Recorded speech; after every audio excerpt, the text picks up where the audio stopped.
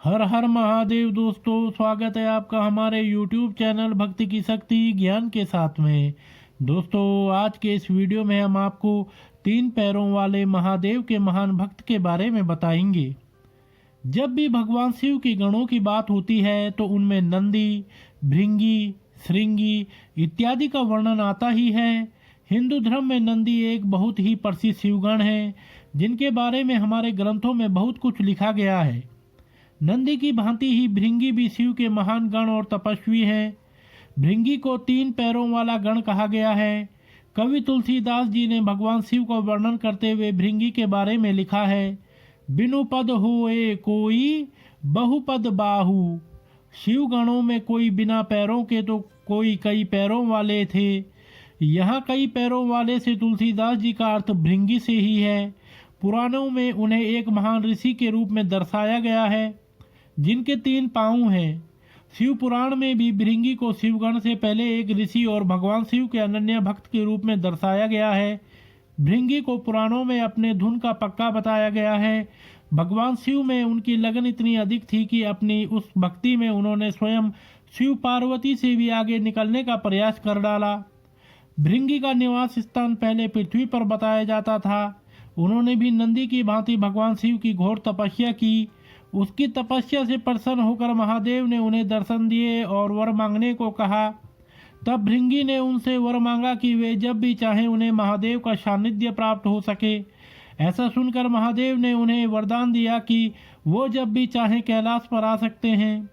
उस वरदान को पाने के बाद भृंगी ने कैलाश को ही अपना निवास स्थान बना लिया और वहीं भगवान शिव के सानिध्य में रहकर उनकी आराधना करने लगे।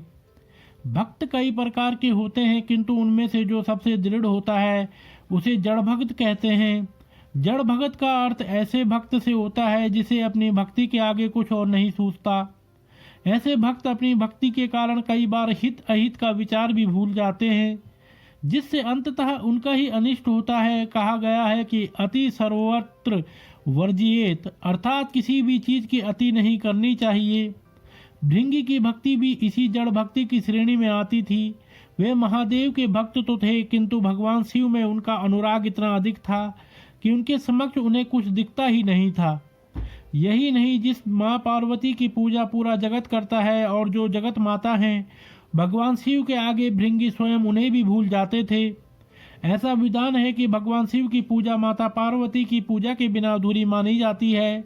यही कारण है कि विश्व के सभी महान ऋषि जब भी भगवान शिव की पूजा करते हैं तो वे माता की पूजा भी अवश्य करते हैं। ये इस बात का द्योतक है कि शिव और शक्ति कोई अलग अलग नहीं है, अपितु दोनों एक दूसरे के पूरक हैं। इसीलिए शिव की पूजा से शक्ति और शक्ति की पूजा से शिव स्वतः ही प्रसन्न हो जाते हैं। किंतु भृंगी की भक्ति अलग ही श्रेणी की थी। पूरे विश्व में केवल वही एक ऋषि थे जो सदैव केवल शिव की ही पूजा किया करते थे और माता पार्वती की पूजा नहीं करते थे। नंदी आदि शिवगणों ने उन्हें कई बार समझाया कि केवल शिवजी की पूजा नहीं करनी चाहिए, किंतु उनकी भक्ति में डूबे भृंगी को ये बात समझ में नहीं आई। स्थिति यहाँ तक पहुँच गई कि एक दिन भृंगी ने स्वयं शिव एवं शक्ति को अलग करना चाहा। अब ऐसे दुस्साहस का परिणाम तो बुरा होना ही था। परिणाम ये हुआ कि भृंगी को माता पार्वती के श्राप का भाजन बनना पड़ा, किंतु उनका ये श्राप भी विश्व के लिए कल्याणकारी ही सिद्ध हुआ, क्योंकि भृंगी के कारण ही पूरे विश्व को भगवान शिव और माता पार्वती के दुर्लभ अर्धनारीश्वर रूप के दर्शन करने का सौभाग्य प्राप्त हुआ। एक बार भृंगी सदा की भांति महादेव की आराधना करने कैलाश पहुंचे। वहां उन्होंने देखा कि महादेव की बाईं ओर उनकी जंघा पर माता पार्वती विराजमान थी। भगवान शिव समाधिरत थे, किंतु माता चैतन्य थी। भृंगी ने अपनी पूजा आरंभ की और अपने समक्ष माता पार्वती के होने के बाद भी उन्होंने केवल महादेव की ही पूजा की। माता को इस बात की जानकारी हो गई, किंतु उन्होंने भृंगी से कुछ कहा नहीं। वे प्रसन्न थी कि कोई उनके स्वामी का इतना बड़ा भक्त है। पूजा समाप्त करने के बाद भृंगी ने महादेव की परिक्रमा करनी चाहिए। वे ब्रह्मचारी थे और केवल भगवान शिव की परिक्रमा करना चाहते थे, किंतु आदि परिक्रमा करने के बाद वे रुक गए, क्योंकि महादेव के वाम अंग पर तो माता विराजमान थी। शिव की भक्ति में डूबे भृंगी ने माता से अनुरोध किया कि वे कुछ समय के लिए महादेव से अलग हो जाएं, ताकि वे अपनी परिक्रमा पूरी कर सकें। अब माता को भृंगी की अज्ञानता का बोध हुआ। उन्होंने हंसते हुए कहा कि ये मेरे पति हैं और मैं किसी भी स्थिति में इनसे अलग नहीं हो सकती। भृंगी ने उनसे बहुत अनुरोध किया किंतु माता शिव की गोद से हटने को तैयार नहीं हुई। भृंगी अपने हट पर अड़े थे। भक्ति ने कब मूर्ता का रूप ले लिया उन्हें पता ही नहीं चला। उन्होंने एक सर्प का रूप धारण कर लिया और परिक्रमा पूरी करने के लिए महादेव और महादेवी के बीच से निकलने का प्रयत्न करने लगे। उसके इस कृत्य से महादेव की समाधि भंग हो गई। जब शिव ने भृंगी को ऐसा करते हुए देखा तो वे समझ गए कि भृंगी अज्ञानता में डूबे हैं। तब उनकी अज्ञानता दूर करने के लिए महादेव ने तत्काल महादेवी को स्वयं में विलीन कर लिया। उनका ये रूप ही प्रसिद्ध अर्धनारीश्वर रूप कहलाया, जो देवताओं के लिए भी दुर्लभ था। उनका ये रूप देखने के लिए देवता तो देवता स्वयं भगवान ब्रह्मा और नारायण वहां उपस्थित हो गए।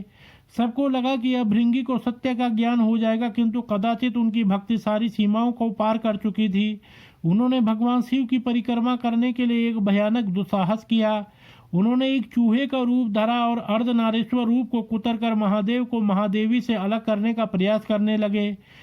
अब तो ये अति थी। भृंगी महादेव का भक्त था, इसलिए वे तो चुप रहे, किंतु ऐसी धृष्टता देखकर माता पार्वती का धैर्य चूक गया। उन्होंने क्रोधपूर्वक कहा, रे मूर्ख, इस अर्धनारीश्वर रूप को देखकर भी तू ये समझा नहीं कि शिव और शक्ति एक ही हैं। यदि तेरी दृष्टि में स्त्री शक्ति का कोई सम्मान नहीं है तो अभी तेरे शरीर से तेरी माता का अंश अलग हो जाए।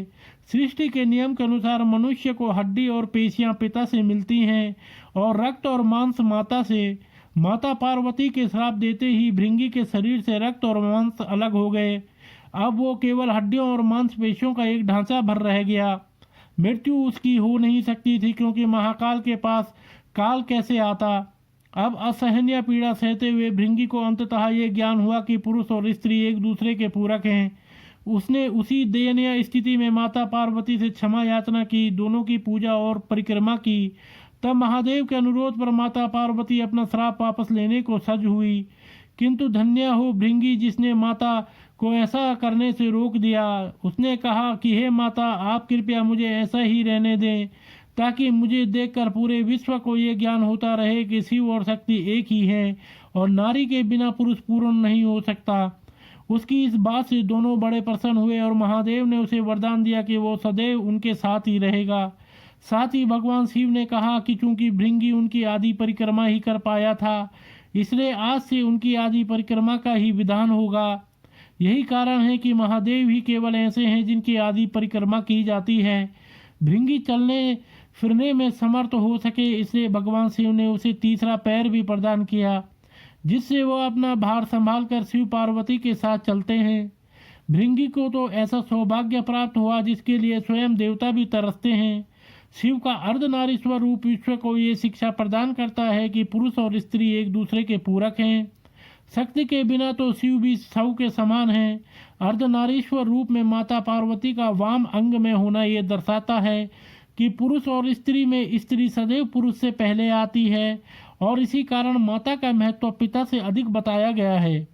तो दोस्तों, अगर आपको यह वीडियो पसंद आई हो तो आप हमारे चैनल को लाइक, कमेंट, शेयर, सब्सक्राइब अवश्य करें और बेल आइकन दबाना ना भूलें, जिससे हमारी आने वाली सभी वीडियोस आप तक सही समय से पहुंचती रहेंगी। तो आप सभी मित्रों का बहुत बहुत धन्यवाद।